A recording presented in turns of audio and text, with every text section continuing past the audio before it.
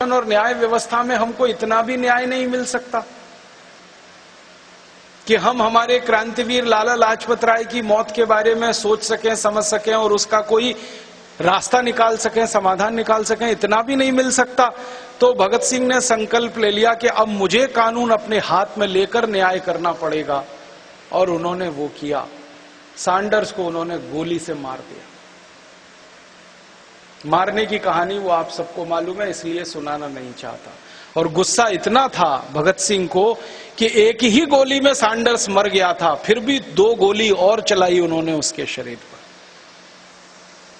इतना गुस्सा था। और उसके बाद भगत सिंह ने ऐलान किया कि अब मुझे फांसी हो जाए तो भी कोई गम नहीं है, क्योंकि मुझे लगता है कि मैंने न्याय ले लिया। अब फांसी हो जाए तो कोई गम नहीं।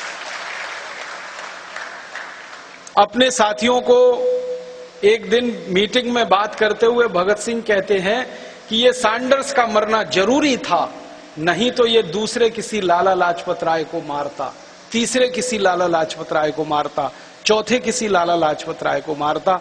और हमारे पास लाला जी जैसे लोग बहुत कम हैं जो देश की आजादी के बारे में इतना काम कर रहे हैं, इसलिए हम दूसरे लाला लाजपत राय को खो नहीं सकते। उससे बेहतर है कि हम सैंडर्स को विदा करें, इसलिए सैंडर्स का मरना जरूरी था। और उसके बाद की घटना तो आप जानते हैं, असेंबली में बम फेंका तो वो घोषणा पत्र अंग्रेजों तक पहुंचे इसके लिए। इन दोनों ही आधार पर फांसी हुई। तो मुझे जो कहना है वो ये कि शहीद आजम भगत सिंह को जिस कारण से फांसी हुई, वो कारण तो 15 अगस्त 1947 के बाद बदल जाना चाहिए था। जिस कानून ने लाला जी के सिर पर लाठियां बरसाई, वो कानून तो जला दिया जाना चाहिए था इस देश में।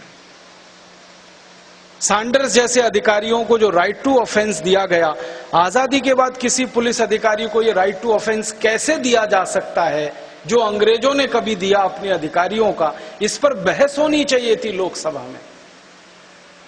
लेकिन दुख और दुर्भाग्य इस देश का यह है कि जिस इंडियन पुलिस एक्ट के आधार पर सैंडर्स ने लाला जी को लाठियां मार मार के शहीद कर दिया, वो इंडियन पुलिस एक्ट आज भी इस देश में चल रहा है और उसमें कोई कॉमा फुल स्टॉप का बदलाव नहीं हुआ है।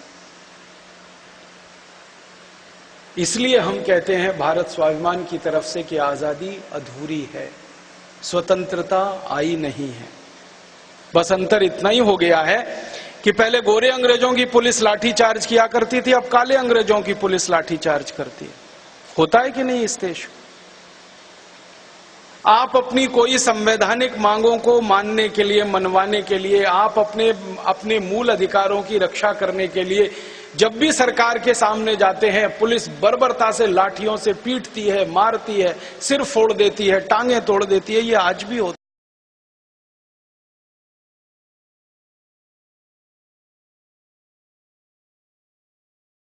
है मन में। अभी थोड़े दिन पहले की एक सच्ची घटना सुनाता हूं। मैं टेलीविजन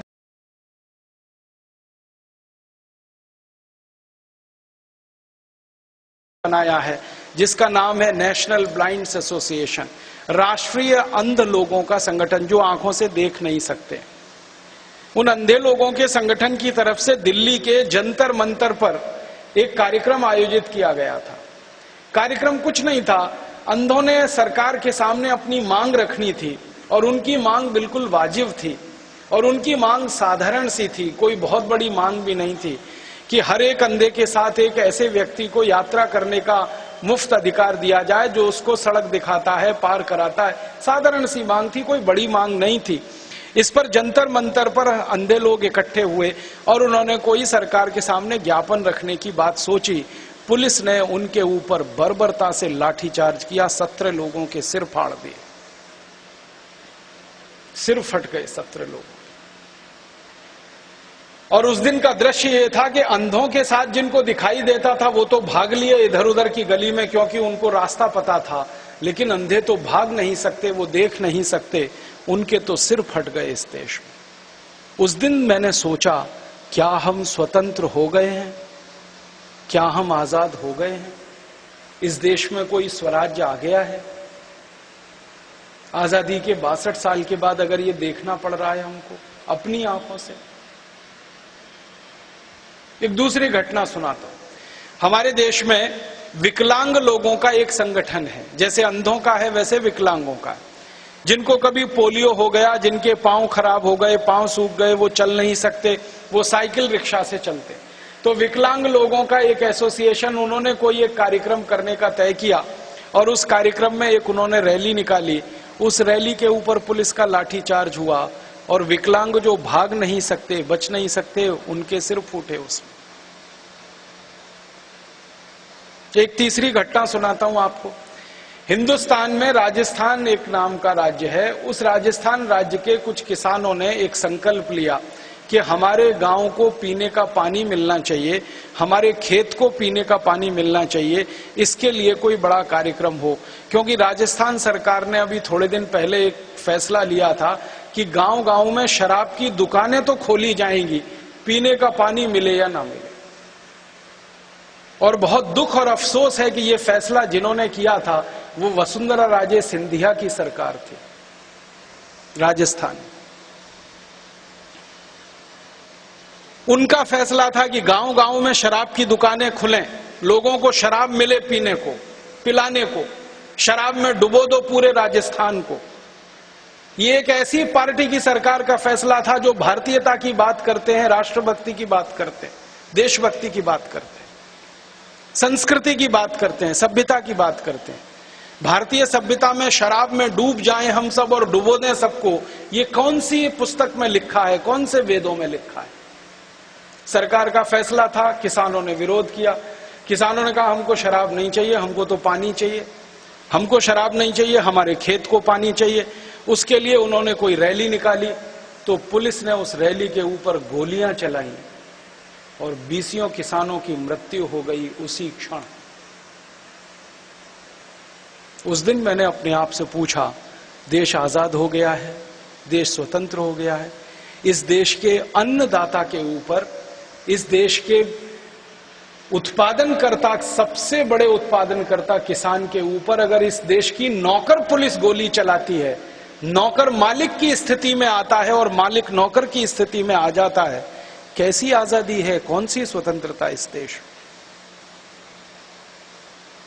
और ये राजस्थान सरकार का अकेला कहानी नहीं है, बंगाल सरकार की कहानी भी ऐसी है। वो बीजेपी की सरकार थी, वहां कम्युनिस्टों की सरकार है। सिंगूर नाम का एक गांव है, वहां के किसानों ने अपनी जमीन बचाने के लिए, जमीन की सुरक्षा करने के लिए कोई आंदोलन छेड़ा। सरकार जबरदस्ती उनकी जमीन छीनना चाहती थी, किसान जमीन देना नहीं चाहते थे। झगड़ा सरकार और किसानों का हुआ। सरकार की पुलिस ने किसानों पर गोलियां चलाई। 17 किसान एक ही दिन, एक ही समय में मारे गए। जमीनें छीनकर एक बड़ी कंपनी को बेची गई। वहां झगड़ा हुआ और उस दिन फिर सोचने के लिए मजबूर होना पड़ा कि बीजेपी की सरकार की पुलिस हो या कम्युनिस्ट सरकार की पुलिस हो, पुलिस एक ही है, पुलिस का चरित्र एक ही है, पुलिस का कानून एक ही है, पुलिस की व्यवस्था एक ही। अगर कांग्रेस की सरकार होती तो भी पुलिस ऐसे ही काम करती है। इसका मतलब यह है कि सरकारें BJP, Congress, Janata Dal, CPM, CPI की भले बदलती रहें, पुलिस व्यवस्था नहीं बदलती, वो वैसी की वैसी ही चलती है जो 150 पौने 200 साल पहले अंग्रेजों ने शुरू की थी। अगर पुलिस व्यवस्था 150 पौने 200 साल पुरानी है और पुलिस का कानून 1860 के साल का है और वो आज भी चलता है आजादी के 62 साल के बाद, तो हमको भारत स्वाभिमान की तरफ से ये कहना पड़ता है कि आजादी अधूरी है, स्वतंत्रता आई नहीं है, स्वराज्य स्थापित हुआ नहीं है, इसलिए हमको भारत स्वाभिमान की जरूरत पड़ी। कब बदलेगा ये पुलिस कानून और क्यों नहीं बदलना चाहिए इसको? जिस पुलिस कानून के अत्याचारों के चलते लाखों भारतवासियों को शहादत देनी पड़ी हो, वो पुलिस कानून आजादी के बाद क्यों नहीं बदलना चाहिए? क्यों वही कानून चलना चाहिए इस देश? एक और उदाहरण देता हूं आपको। अंग्रेजों ने 1860 में एक और कानून बनाया था, जैसे ये पुलिस एक्ट बनाया ना, ऐसे एक और कानून बनाया था। उसका नाम है इंडियन सिविल सर्विसेज एक्ट। इसको आजकल हम कहते हैं इंडियन एडमिनिस्ट्रेटिव एक्ट। कलेक्टर